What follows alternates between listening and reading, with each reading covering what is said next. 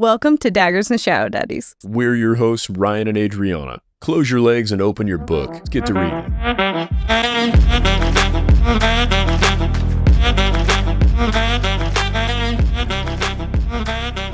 Warning, this podcast contains explicit content. It's about to get nasty. It's all vibes and no facts. Let's get to spoiling. Wait, no, these are spoiler-free episodes. Not the way I do it. That's when Cameron is worried. Well, we better go check on them. They've been gone for days at this time, just to make sure that Dianna didn't actually end up killing him. Didn't send his ass to the Shadow Realm. Yeah. And they show up to the safe house, and they walk in on Samkiel naked. But if you're Samkiel in this scenario, to be honestly, no different than we were young once. People walk in. Do you ever remember me covering up for somebody walking in our house? Well, no one should be just walking in through the doors. When they'd walk into that guest house, they knew there was a 50-50 shot. Well, and this comment from Cameron was so you. Put away that weapon of mass destruction. I'm just like, that's such a Ryan comment. What I would love, so when I heard that, I heard it in like George W. Bush's voice. But I would love if he came in and just like, put away that weapon of mass destructionizer. Like there would just be some sort of odd thing to it. You misunderestimated me. I can see your willy. He just walks away. It'd be so funny. And then we hear her yell, Sammy. And they're like, Sammy, huh? He's like, you motherfucker, shut the hell up. What are you doing here? No, we just wanted to see your cock, sir. They salute it on the way out. I was just going to say that. Again, I wish I had friends like that. No, not like, oh, maybe like that, yeah. No. I want him to just salute me one time, nude, and then just look down as you were, at ease. Sorry, he's standing at attention. I don't even know what exactly happens at the end of that. It must have not really gone anywhere. Probably shared like, hey, where would it have gone? Yeah, I don't know. What's it going to be like? I'm just going to need you guys to give me some more Gatorade. We need electrolytes up here. It's getting wild. Well, glad to see she didn't kill you, and we're out. She's like, not yet. I'm going to try to convince her to suck the life out of me later. Oh my God. Chapters 74 through 76. I'm going to go down on her and see if I can get a blood dream. No. Know what I mean? Whoa. In case it's that time of the month for her. No? No. Oh, I'm just saying. He could pretend to be a vampire once a month. It's not that big a deal. What's a little blood among friends? Samkiel's POV is what we get as we move into the next bit of chapters. It's just a Slurpee. Okay, now I'm done. Sorry. Reggie is talking to Samkiel. He's like, where is everybody? And he's like, your friends should enjoy their time together. And he's doing this the whole time. A finger in like where you make the hole with your hand. He's just doing this. They're doing something very important. And that he should go to Xaden without them so they can enjoy their last days. And the guy's like, okie dokie, don't need to do anything about that. And he talks to the beast, and the beast asks him, how do you not know that your family is full of liars? And he says that his father secretly built this place and later released them. Tell me what you got from this scene, because it was a hot mess and I was lost. Is his dad good? Is his dad bad? Sounds like his dad was the one that created the prison, locked everybody up, and then was the beast that came in and released them? I don't fucking know. I'm going to be really honest. This was when I think I was working on stuff at this point. I had something going on and I couldn't hear everything that was happening. From what I understood, Samkiel's dad built this prison, locks everybody up. Then this king of kings or one true king or some bullshit comes through and releases them, but they can't get through to these other two realms. Samkiel locked up all the realms. I thought that Samkiel's dad did some type of spell that was on Samkiel's life. And that's where Dianna's blood comes into play, because that's the only thing that could be used to kill Samkiel. And if you kill Samkiel, you take down the realms because there was a spell that was bound on his life. It has to be tied to his life, or no, every spell has to have a way to undo it for having it done. His dad decided to pin it to the thing that he believed didn't exist, which would be Samkiel's death, and the only way to kill Samkiel would be from his Amada's blood, who he believed to be dead, but he was tricked. But everybody was kind of tricked. I don't understand what the fuck's happening. Who spread that rumor that she was dead? Was it Reggie or was it one of Reggie's brothers or sisters? I think it was propagated by the Fates, whether that be Reggie or somebody else. But I do believe that Azriel is who began that rumor in order to protect Dianna. Oh. Because all the bad guys knowing that that was a way to kill Samkiel would put a target on her. She'd be the one weapon that could kill Samkiel. You don't want her to be hurt, especially as a child. Yeah.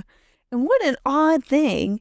Azriel sent her the whole adoption thing. He used magic to make Gabby look like her, which I think is so cool. I thought that was so fucked up. Yeah, no, I mean, shitty thing to do, but a good detail. Because she clung to that many times. Like, no, she's my sister. We have similar features. Yeah, can you imagine just doing that, though? I look like so many different white guys. I was just like, we've got to be related. We look real similar. No, we're just gangly white dudes. That's all there is to it. Well, before we even get to there, yeah, that's where the beast is kind of telling him, you know the truth. You're kind of ignoring it. Kaden was one of his father's generals. We kind of learned later that's not quite right, but that was true at that time. And Samkiel gives the beast a sword to end his life. Go back to Diana's POV. Nevera and Dianna are sneaking into Annyina because of a dream where Tobias said that Gabby is not her sister. They hear of a Kuva attack and they find out that Dianna is actually adopted. And Dianna does confess all of this to Samkiel. I like the honesty. I do too. They weren't holding shit back. It was amazing because they pinky swore.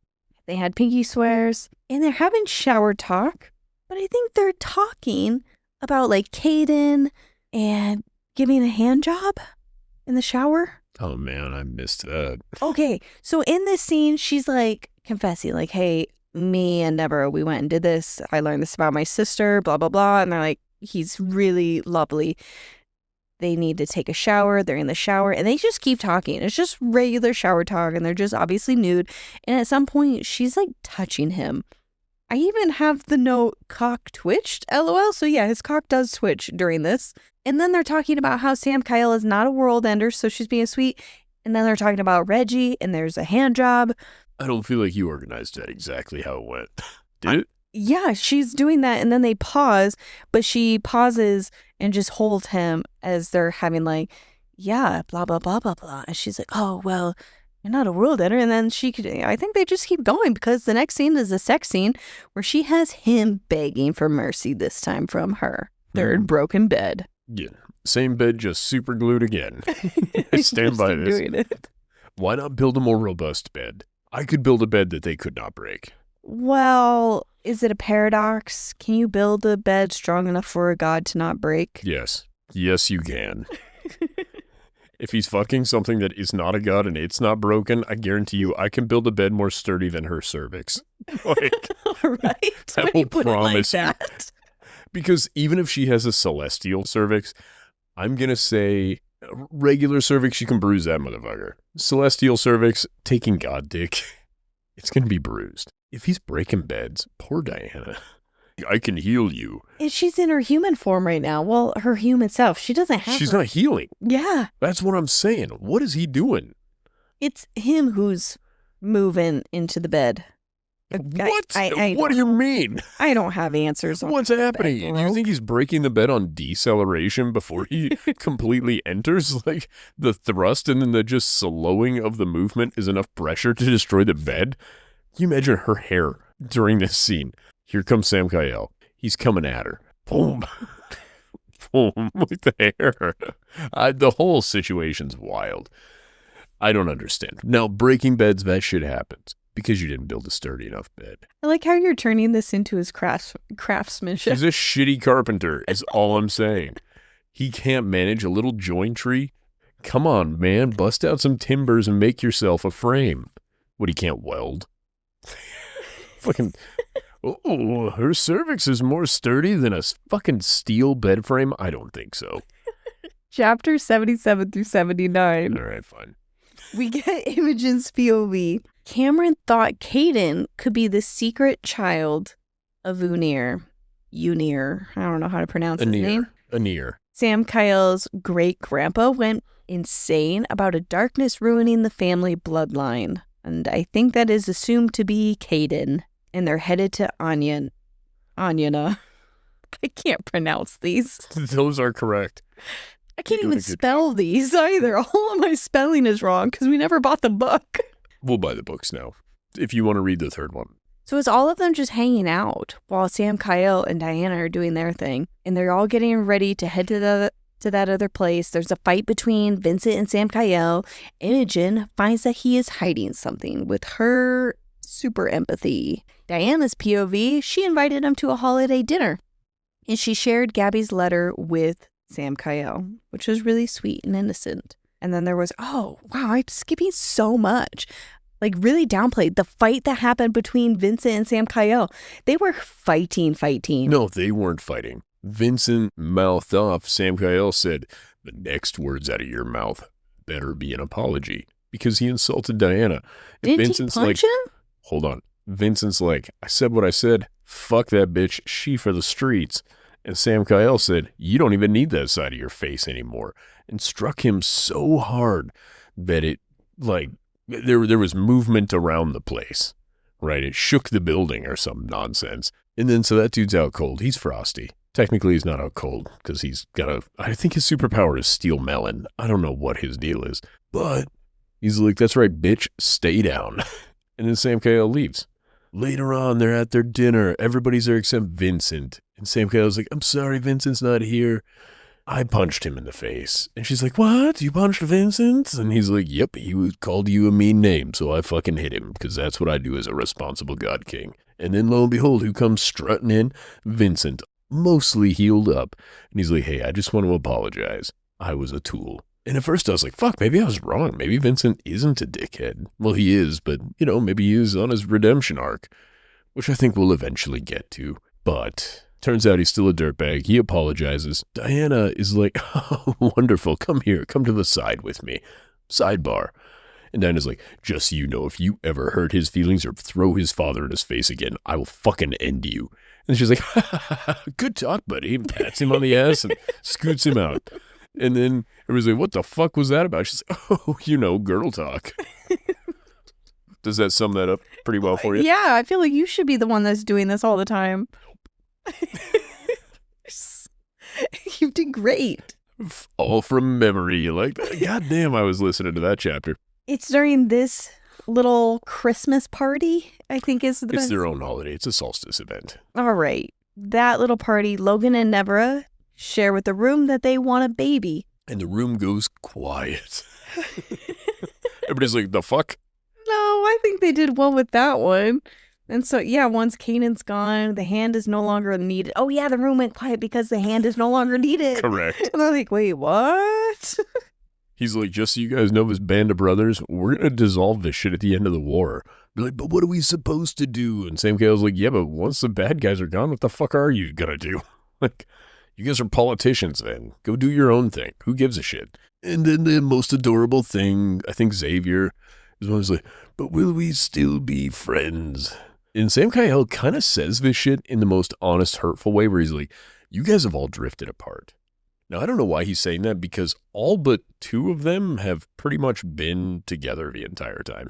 You're like, we've been cool. You're the oddball out. Yeah, it's really just Logan and Nevera and Vincent that haven't been right there with us the whole time. But, like, are we still going to be friends? And he's like, of course, we'll always be family. We'll see each other once a year on special solstice day. It'll just be our own little holiday for our own little family. I think this is more Diana's plan. Try to smooth things over. She's really found herself to be integrated in this group, I might add. Yeah. She's taking some goddamn liberties. Can you imagine? You've had a friend for like 10 years and all of this big group of friends for like 10 years. You got somebody showed up a month ago and now they're like, okay, so we're going to disband this nonsense. Dianna didn't say it, though. She didn't disband them, but you would have a hard time separating those things if you were at this Well, situation. It sounds like that's Vincent. He's like, fuck you, Dianna. This is all your fault. Yeah, and in this one moment, I'm like, I kind of get it. Like, I'd be kind of pissed. Be like, what the fuck? No, we were having a good time, and then this bitch shows up, and it ruins the whole thing for everybody. Do you remember the conversation that Dianna and Xavier have after this little get-together? They go out on the balcony. First, it's her and Rockerum out there talking. Oh, yeah. So she's talking to Reggie, but no one else saw him. She even mentioned that Samkiel looked out the window, but only at her, as if he couldn't see Reggie. And then Xavier steps out and he's like, who are you talking to? And she turns and Reggie's gone. She's like, I saw my ass in reflection. I was talking to it. He's like, okay, weird. Anyway, I don't remember what the fuck he brought up, actually. I don't remember any either. Basically, I think it was like a friendship thing. Yeah, it was a really good moment, whatever it was. It was a sweet moment. And then Samkiel gets a little possessive. And he comes rolling up. He's like, so, hey, about that, you're not allowed to talk to other men without me being by you. He does not. Not exactly, but sort of. And he does this off and on. Samkiel is a little problematic to me. He admitted it, and she's like, yeah, I'm fine with that. If you're into the possessiveness, that's what you get from the book. Admitting you're an asshole does not absolve you of being an asshole. You're not wrong. Being self-aware is not the big issue. It's the behavior. And he does this. We don't have room to talk because younger me and younger you were like that, and it was at 1,000 years nauseating. Agreed. I don't disagree in any way, but at 1,000 years old, if I'm still acting like a fucking idiot, maybe he's never experienced love until now. I'm sure he's read a book. He's seen it before. Go talk to Logan about how this shit works. Does Logan let you talk to Nevera? Then maybe you should allow people to talk to your lady. Fair. Lead through example. That is the purest, most lovely relationship I've seen in any of these goddamn books. What did you think about her and Nevera? They're talking, and Nevera gave her the photo booth photos. And Dianna explains it away of like, oh, she went back to the city and to that festival, found the company, and they keep those photos for years in storage. I'm like, the fuck they do? What? Okay, so let's say they do keep them for years. How do you find... How fucking many people took photos that day? That day, that year? She went through every one of those files. Nevera's sitting there. She threw on her blue light filter glasses and she was scrolling that bad boy like TikTok at 2 a.m. Just nope. Samkiel. Dianna. Like, how did you find those photos? That didn't happen.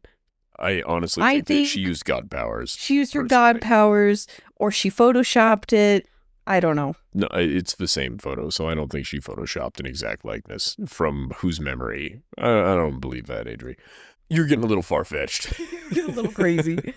Well, I wasn't absurd. Buying that one. Well, that she uses... and the Sammy thing took me out. Okay, the photo booth and Sammy.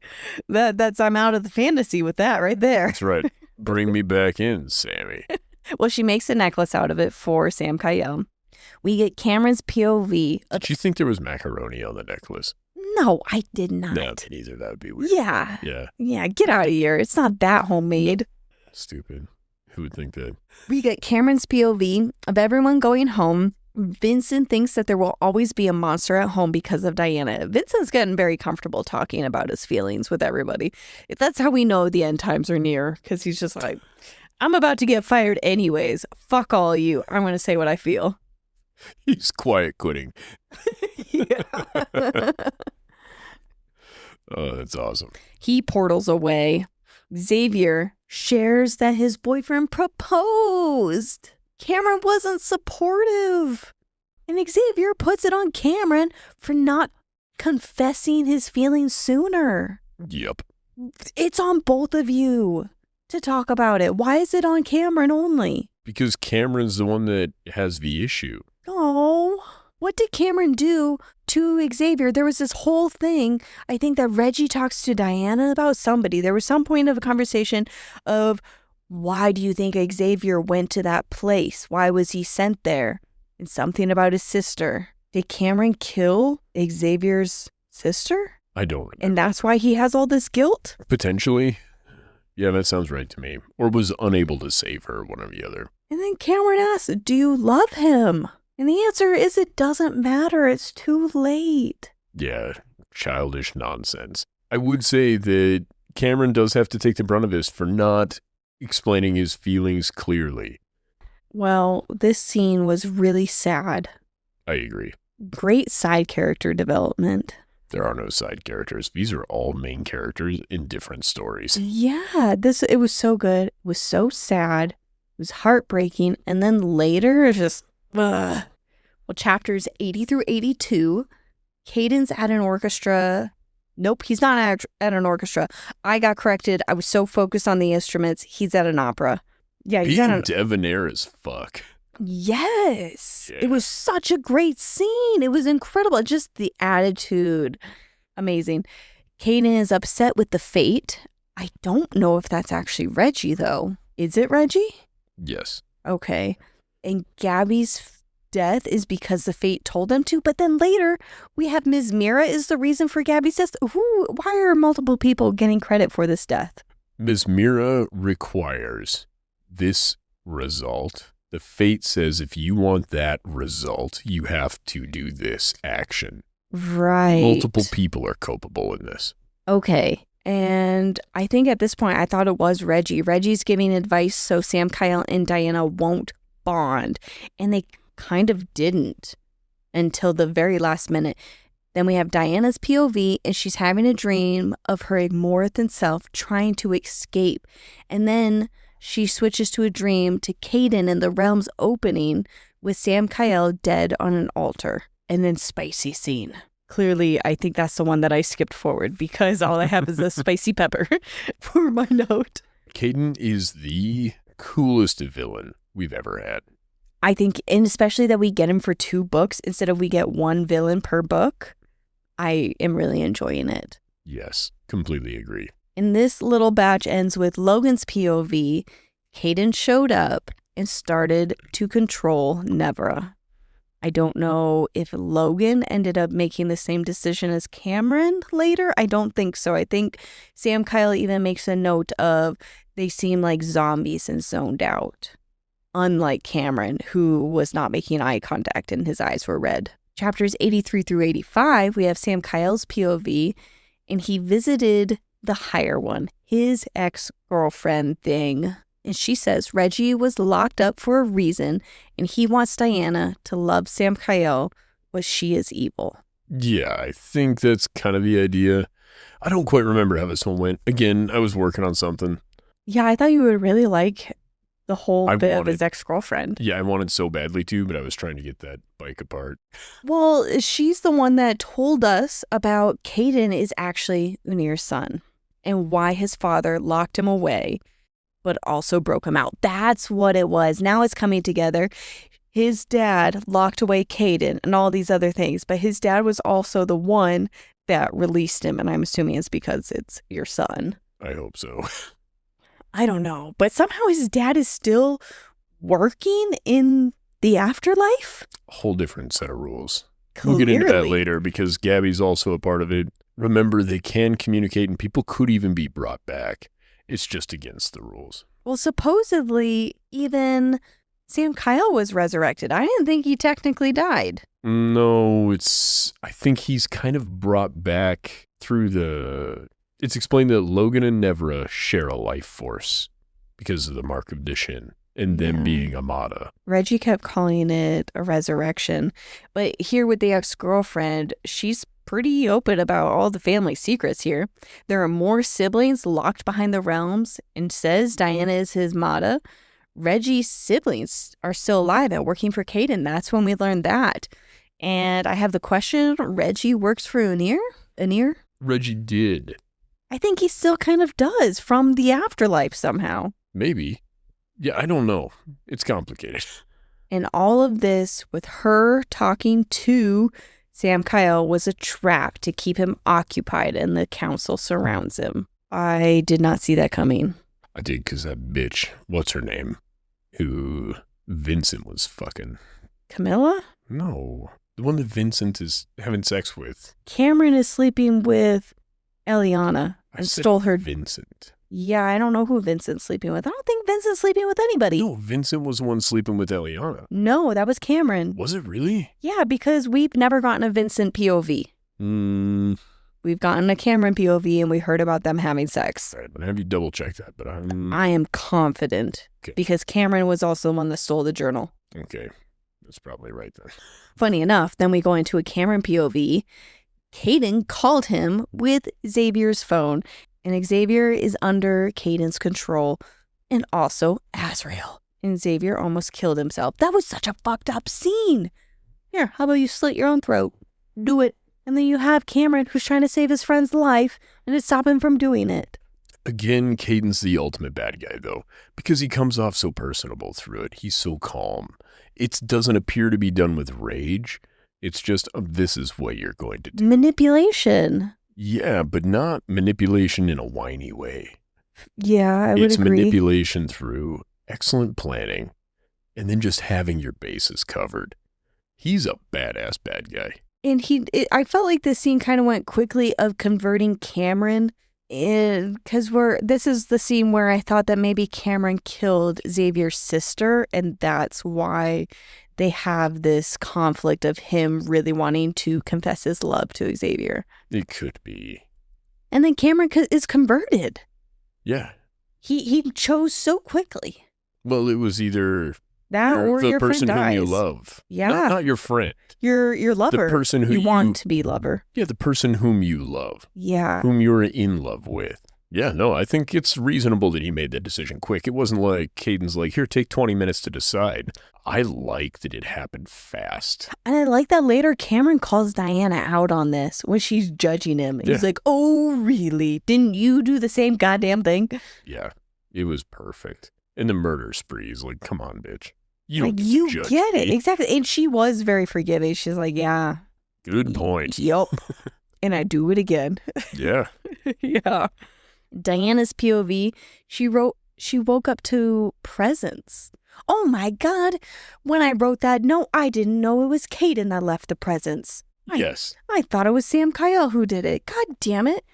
And then the song is playing. Oh, fuck. Yeah, he is a really good villain. Guy. Yeah. And he's the one who was playing it, too. And she's like, you don't know how to play. He's like, well, I ate somebody who knows how to play. That counts. Isn't that romantic? Yeah, he's like, I'll give you what you want. She's like, I never forgive you. And he's like, you will eventually. Like, dude, he's just good as a bad guy. And just two brothers falling in love with the same woman? Yeah. And then a sister shows up. She's like, haha, you want to play scissors instead of rock, paper, scissors? Oh, my God. It would be nice to have another sibling who falls in love with her. It's just like, oh, my God. Yeah, and it could be. They've got piles of siblings. Yeah. Every book, they introduce a new love interest for Dianna. But there was a comment about how Samkiel's the only one of flesh. What does that mean? Isn't Kaden? I think Kaden has a person form, but Samkiel does not have a beast form. No, you are right. I don't know what that comment meant. I don't think we need to know. At least not right now. We also learned that Caden's powers mirror Samkiel's later. And that's why he was avoiding him, because he's like, yeah, you would have figured it out pretty quickly who I was. So, yeah, he's like, he looks like my dad. Yeah. And I'm like, oh, fuck, that's a tough one. I had a moment like that with a secret sibling where I'm like, yeah, guy looks like dad. Oh, fuck. Your dad's child, too.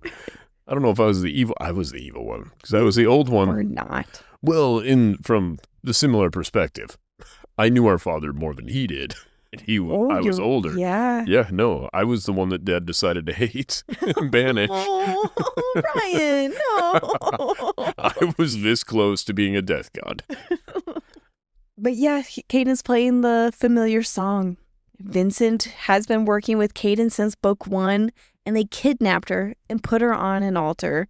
And that's the scene, the end of this, that we learned that Azrael is for sure Diana's father. God damn it, you were right. Because I even found the absurdity of like, how the hell does that even work? This guy, blah, blah, blah. If it helps any, so was the other girl. Oh yeah, that really was her sister, Ava. Mm-hmm. Which is really, really sad. Yeah, she did end up seeing her real biological sister, and she was a zombie corpse. Mm-hmm. But I also love the moment where Dianna, in their fight later, of thanking him, like, you did a great job protecting me and giving me a family that I did love, and that was incredible. I totally agree. The most justice that could have been given to that scene, and him struggling enough through it. to try to kind of guide her a little bit and then being overwhelmed again. I really thought he was going to fight through and then she would have her dad in the next book. I like that they didn't do that. I like that he struggled. He was unable to overcome it. That really also shows the level of control that Kaden has on that spell, too. Kaden's a badass dude. And then we learn that there's people that he cowers to. Yes, we're about to learn all about him. I'm so stoked. Chapters 86 through 88. We have Diana's POV. Cameron admits he won't choose Samkiel over Xavier. Just honest when they're having it. He's like, I won't do it. That's just the sad truth of it.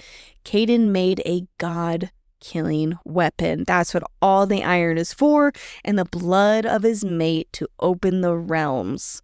So they have her, what I pictured, on like this altar, but with spikes, and just have her stabbed through, so then her blood just drains into it and then it pours into the weapon mold. Yeah, I saw a sort of like, not really an Iron Maiden, but... The Mummy. So that's kind of what an Iron Maiden is. Is it? It's I don't know. Spiky sarcophagus. I was thinking about, what's his name? Brendan Fraser. Yeah. The Why? Mummy.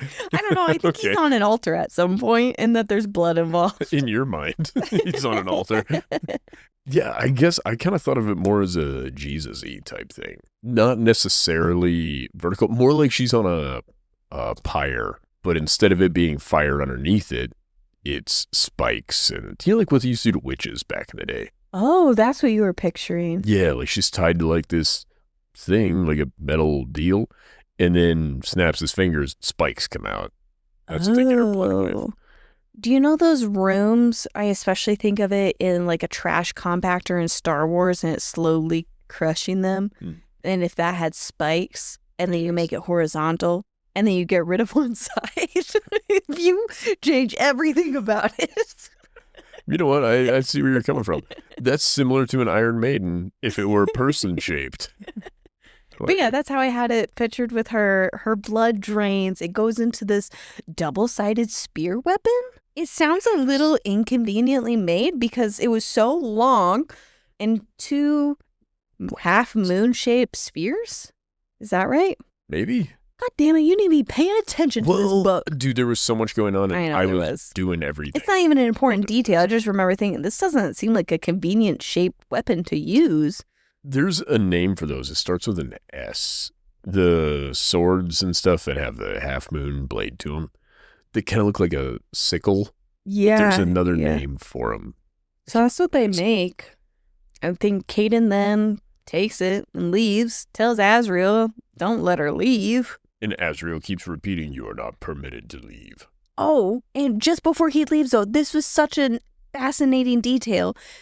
They knew about Diana. They knew the general area where she was. So they sent a plague to kill all of the humans to flush her out. She says, you sent the plague? And he's like, well, how fucking powerful do you think I am? He's like, no, that's not me. Oh, it wasn't him. Nope. Who was it? That was some other super duper powered god guy did that. He's like, how fucking powerful do you think I am? He's like, no. He's like, it was helpful. He's like, and then don't worry, we brought Drake, who did what he's best at, which I believe was finding people. What if it was Reggie already? I don't think Reggie Reggie necessarily can throw plagues around. I'm assuming this is more of the one true king type thing. Oh. Well, I thought that was so cool. Didn't even think about it. If you knew that there was one person who's not going to die of a plague, let's just kill them all. And the last one living. Hey, we did it. Process of elimination. We got her. Also, they explained the desert that she grew up in. It's the only desert on all of Annyina. Do you remember how that happened? No. When her dad was coming to hide her, he landed so fast and so hard that it destroyed all of the world around it. Oh, that's so burned cool. It up. Dude, it was a cool moment in my head. I was just like, visually, I'm like, holy fuck, this guy came in like a meteorite. And it just went whoosh, and burned everything and turned it into a goddamn desert.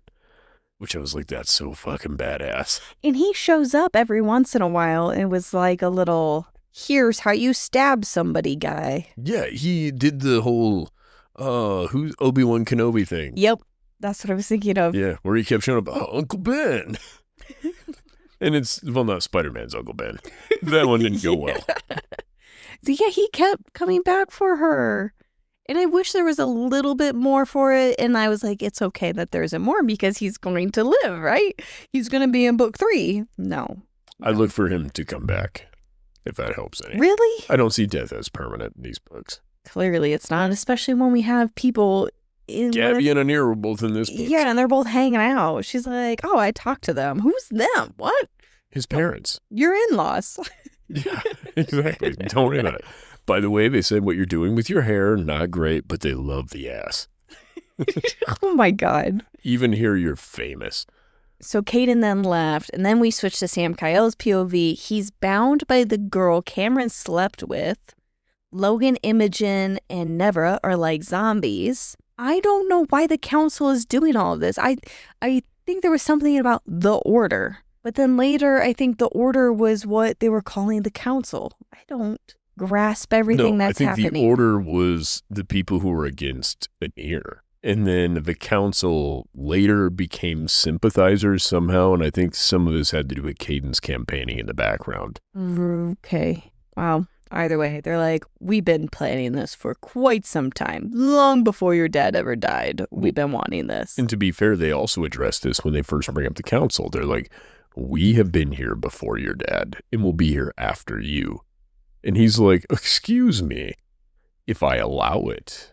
He's like, don't forget, like, you guys have a spot here, but by my grace you live, basically. And turns out that was a mistake. What did you think of Kaden's scene torturing Samkiel when he showed up here? Oh, man, it was a dick move, but it was cool as fuck, mostly from the position of Samkiel's defeatedness in this. Like, he's clearly pissed, and he's like, fuck, I'm going to kill that guy.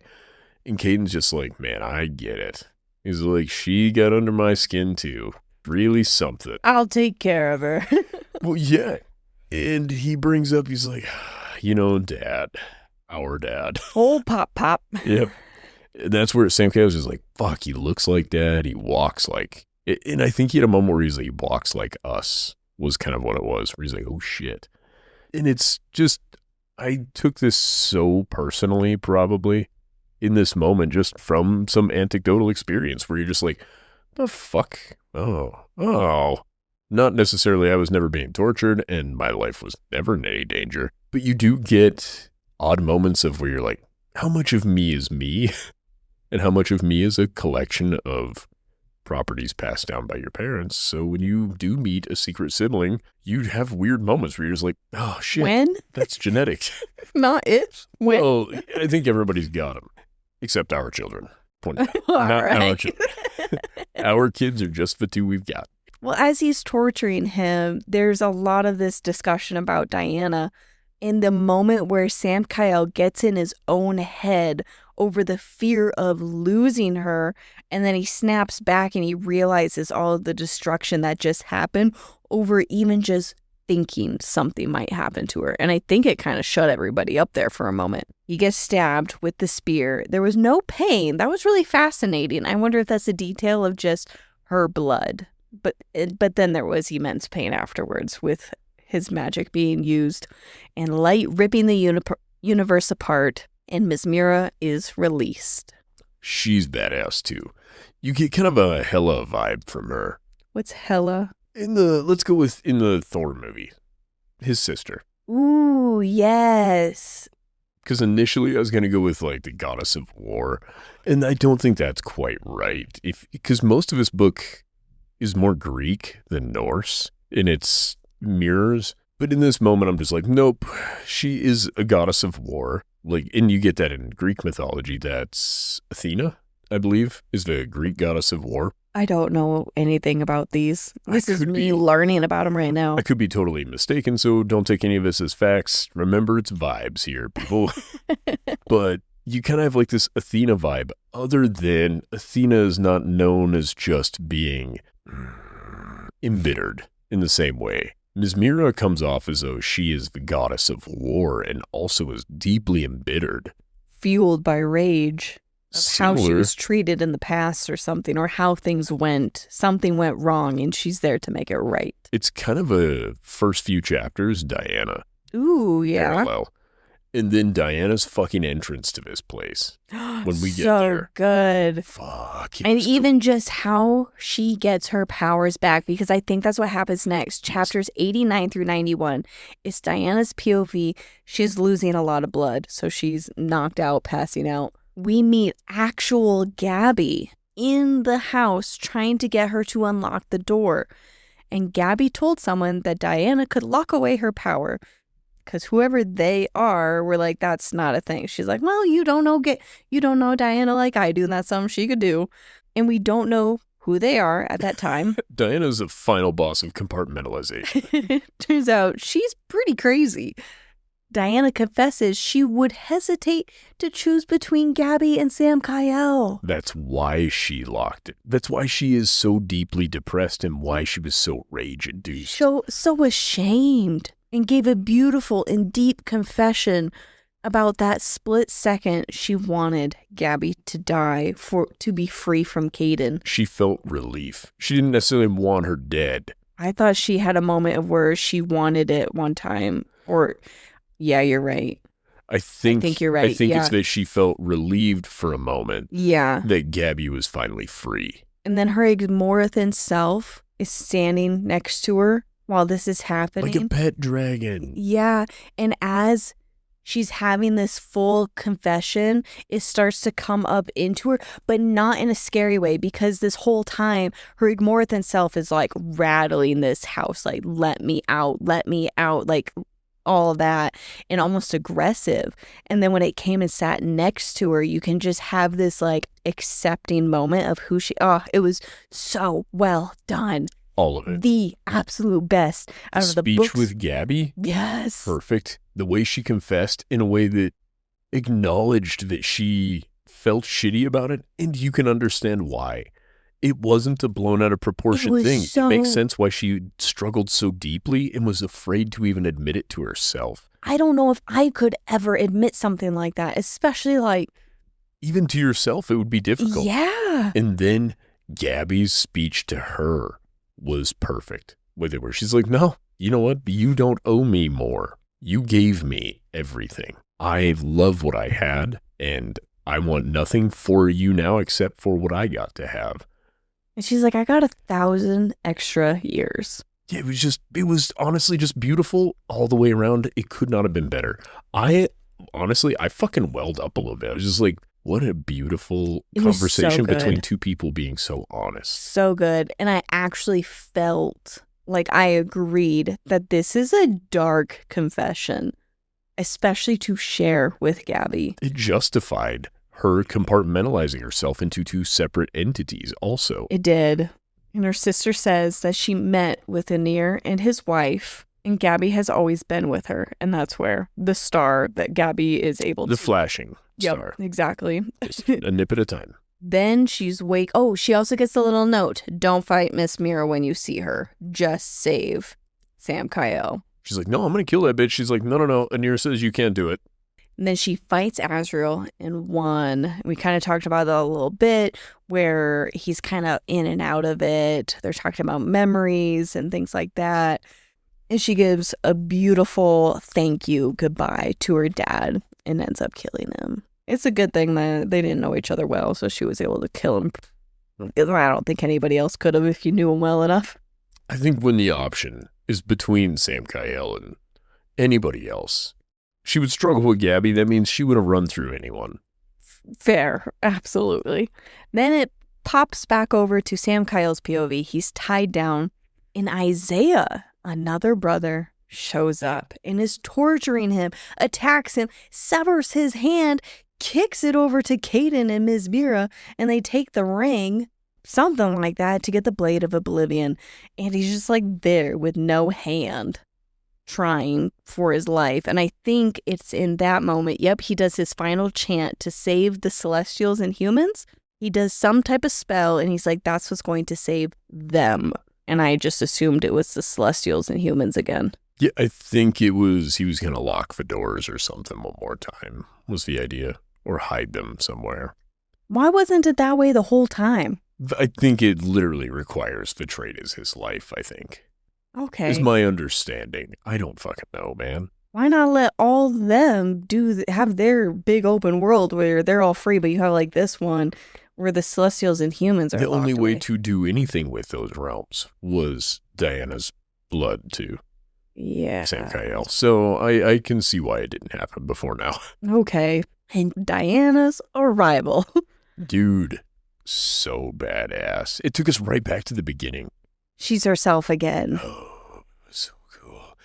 And she fed on people along the way. And I like that detail so you know that she is fully She's powered topped up. Yes, I 100% am with you. I was just like, oh man. And the idea of as she's coming through, she tosses a head and she's just like, here, you guys left that back there. And they're like, the fuck? And she's like, oh, there were so many tasty idiots that way. She's like, I'm ready to get the rest of you. And I love her dialogue with Miss Mira, where she's like, Let's try that again. Let's back up. Miss Mira's like, I'm going to kick your ass. And she's like, that's what you came up with? You had all that fucking time and you're supposed to be scary. It just keeps taunting her. And when she's walking forward and their like power emanates, even Kaden, everybody takes a step back. Yeah, such a great detail. So cool. This is odd, but I actually would have loved a POV of Kaden and her entrance. Yes. Just to hear the hard-on that he gets for her and just be like, oh my God, this woman is amazing.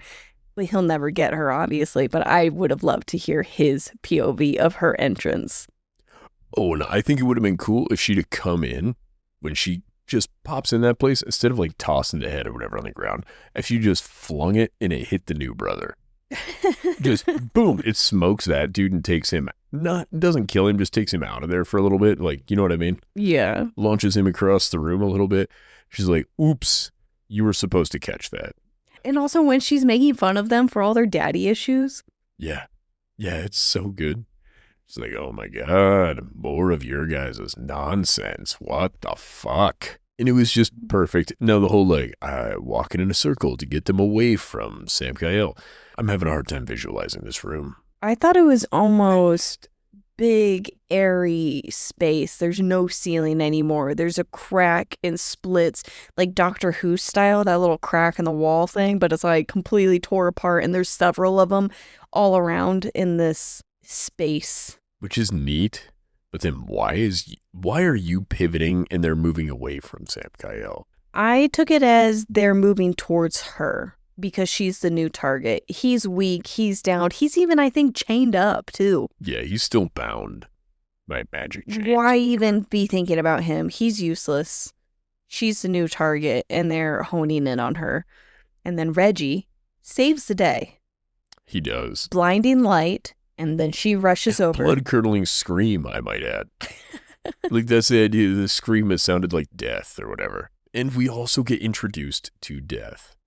Sort of. Yeah, so Reggie, I think, even made the portal for them to portal away. That closes. A little pocket dimension. Okay. So they can't be followed is, I think, the idea.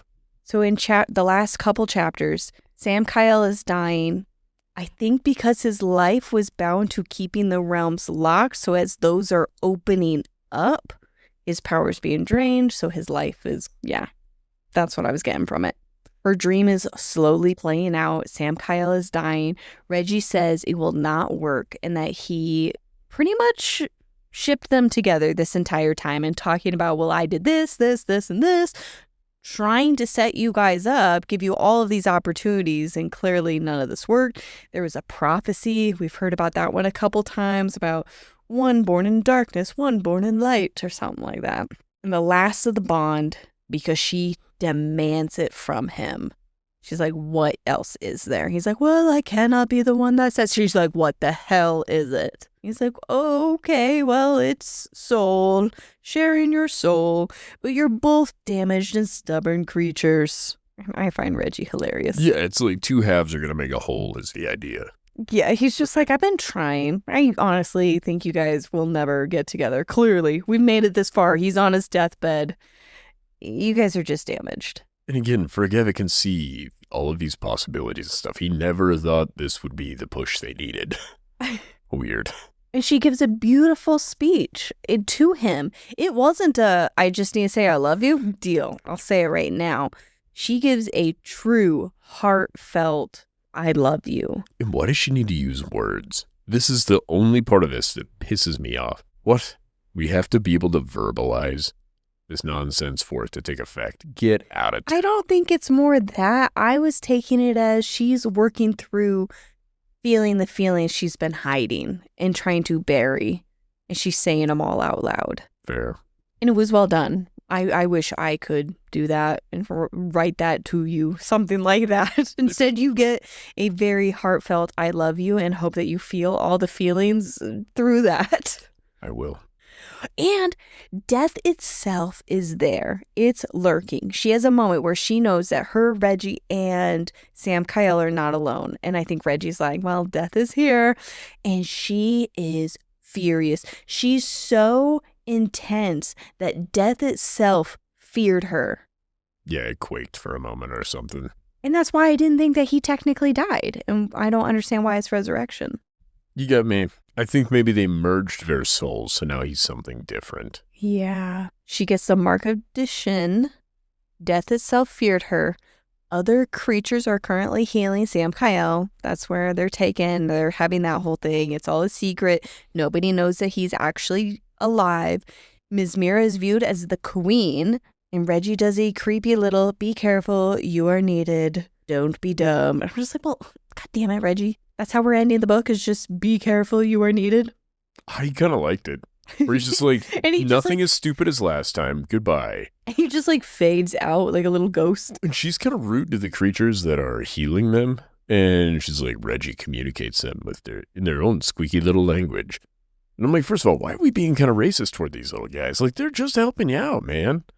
Well, I thought that they were also being a little ridiculous towards her because she even just took a big, deep breath and they cried and cowered in fear because of the reputation that her kind has. And the fucking power emanating off of her. I think if you are these people, you are correct to be terrified of Dianna. She smells like the blood of 1,000 creatures.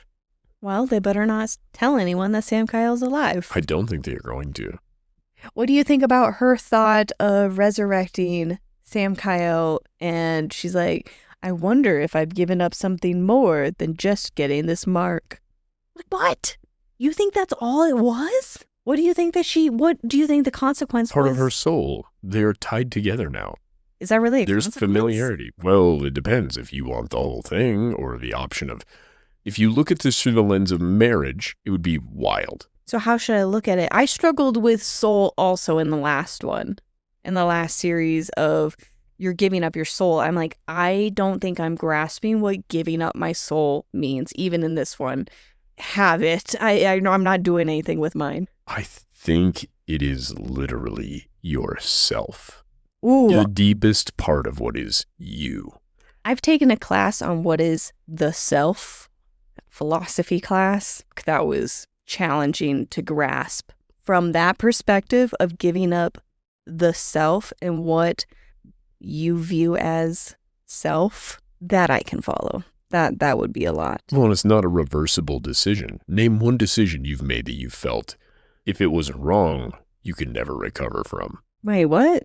The idea that you've given part of your soul, you can't take it back. It can't be litigated back. It's not like marriage where if it doesn't go well, it's a temporary setback, is the idea. Yeah, but I don't think I'm understanding. Like, if I'm giving you my pinky finger, No, it's giving me your right arm. Not something like a pinky finger. It is, you are no longer just you. That would get wild. That explains a little bit of Logan and Nevera, where they are just thinking together, and part of their thoughts are together. Their powers are together. They're like one being in two separate bodies. Yes, that's exactly it. Well, how can you play volleyball against someone who is the other half of yourself? You have a separate consciousness. Do you? Yes, you do, because your consciousness is your brain. You have separate brains. Do you think Siamese twins? You told me to view this as the self. Correct. And I'm standing by that. Siamese twins are individuals. Yeah. Who share the majority of a body. Yeah. Do you think they view their self as just what's going on in their mind as an individual? Or do you think it is some of an amalgamation between what's going on in their mind as an individual as well as the body they share? It gets too philosophical. You were there Because this for would go the 90% of that class. I've also taken philosophy. Well, not just philosophy, that specific one. I took a few of them. That No, I was know. the worst. But sure. But I'm saying it's not supposed to make 100% sense. But I think the gravity of the situation is, number one, it's an irreversible decision. No matter what it is you're giving up. If you knew you were going to give something to somebody else that you could never take back, you could never get more of. Maybe that's where it's complicated. Like, I have zero doubt you can have my soul. No, I know. And you probably have mine. technically do have it. I don't. I don't technically. Figuratively, perhaps. How do you not have it right now? What if it's over there? I do think that if you were going to give something to somebody absolutely permanently with no chance of anything, no take-backsies and no chance of you getting more of it, there is an inherent gravity to that. And it's not fair to view that with you because we've been together for so long, so that's such an easy decision. They've known each other for a year and they've both been alive for over 1,000. Yeah, that's a very big decision. And I think that it seems like more of a decision I would make than you. No, I would definitely make that decision for you. No, I know you would at this point. I'm saying from the idea of like, I knew how quickly I wanted to be with you that forever. Stage of the relationship? Yeah, that's more of a Ryan thing than an Adri thing. Where I was just like, I know this is my person. I know it. And you're like, how the fuck would you know that already? I'm like, got a good feeling about this. And you're like, why would you roll the dice on this right now? And I'm like, there's no dice. That's where I'm very similar to Dianna. I'm like, we're getting down to the wire. I gotta do it. Death is literally knocking on the door. He's walked in. He's actually hovering now. Oh, you know what really helps with the soul conversation? In the Akatar series, there's the little eyeball thing. Durian. Yeah, and that's his soul just in the eyeball. Like, would you be willing to have like a piece of you in like over there? Like, I'd definitely put a piece of me in you. Would you like to guess what I'd like to be bound to? Because that was so intense for torture to trap somebody's soul in an eyeball on a necklace for eternity. Yeah. But if you had to make a choice to give that piece of you to somebody, it's you and only you and nobody else. And that is a really tough decision. Yeah, I think it was great. Because it's not figurative. It's literally given. And I find that to be way more fun. What did you think of the overall book? I really, really liked this book. This book was glacially paced, and at a certain point, I really wondered if I would want to read the third one. I would agree. It's slow. I wish it was faster and moving through the plot a little bit, but I do like that it felt more realistic on moving through these stages and working through these feelings. It does take time, and it didn't feel like we are so Twitter-pated that we're just jumping into decisions. I agree. I think the pacing for working through things was perfect. And for a minute, I was like, man, it's been a while since something's happened, but I never really found myself being bored. Yeah. Overall, and I would say probably both books. The first book was a little slow. This is by far and away the slowest book we've read. Agreed. Like, an insanely slow book. And when you consider how fucking long this book was, this book could have moved all of that plot through in, like I said, 20 chapters or less. I think it's just a matter of what you're looking for in a book. If you are just looking for romance and relationships, this is the book. If you're looking for the fantasy and plot part that you get from that whole thing, it moves through it pretty slowly. And surprisingly, the world building is not done to the world. The world building is really done through the relationships everybody has, which I thought is so Agreed. Perfect for what I wanted from this. Because there have been other books that I've read where the world building is so vast and so cool. You haven't got there yet. Read Mistborn. It's a phenomenal book. It is not this way. It's probably this long, though. But there's so much more happening. What would you rate this book? Ooh, I'm going to give this one like a 4.8, 4.9. Oh, that's much higher than I expected. You know, I truly believe this is at least half a star, if not a full star better than any of the other books we've read for this series. I'm gonna say both of these because I can't differentiate between these two books right now. But I do think I enjoyed the second book more than the first. I think I enjoyed the Book of Azrael more than this book. And I think we ended up giving the Book of Azrael 4 stars. I think I would do the same for this book, only because of how slow it went. And it was more romance than plot. And I think that's just a personal preference. And it wasn't anything wrong with it. It was just learning about myself that I realized I think that I like romance being more of the side than the main focus. Which is strange because I feel that way. In my brain, I feel like I want more plot. And the romance isn't really what saved this for me so much as the way it moved through everything was so well thought through. I don't have a bunch of glaring holes in the plot that we are given. Yeah. It's really, and maybe there are, and I'm just too dumb to see them. But for the most part, it's just been so gratifying. I really enjoyed when I've thought of something, and I'm like, what the fuck is going on here? I know it's going to come back. I also like the variety of different types of sex throughout it. Oh, yeah. Different relationships, different everything. Within the romance. Yeah. It's diverse. The perspectives of what's going on in the plot, that's the other thing. It's not just side characters that have an opinion on this thing happening. It is side characters that have this experience which leads them to their opinion on this. And I found it perfect. And Logan and Nevera, honestly, my absolute favorite couple in any book we've read. By far. Agreed. Well, that's all that I had for notes. I didn't have anything else. I think we touched on everything that I wanted to talk about. I want to touch on you. Oh my God. We can talk about it. I love you. I love you. You're my bestie. You're my bestie. Open your legs and close your books. It's over. No. Thank you guys for supporting us. It's been a good time. If you'd like more, follow us here, TikTok or Instagram. Fable, if you want to join our book club. Patreon, if you want episodes early. Dropping on Tuesdays if you're into that sort of thing. Oh, yeah. Episodes are releasing on Tuesdays. If there's a 2-parter, it's going to be on Thursdays. We accept 5-star reviews and nothing less. If you leave something less, you're a motherfucker. No! Oh. Honest reviews. Not that honest. Only leave a review if you're willing to be a 5-star honest person. Should we come up with something mean to say to him on the way out? I kind of want to pick on him. No, I would say love you. Bye. Oh, you can tell him that you love him. Okay. I won't. Love you guys before Ryan bullies you out of here. I'm fine with most of you. I love you, bye.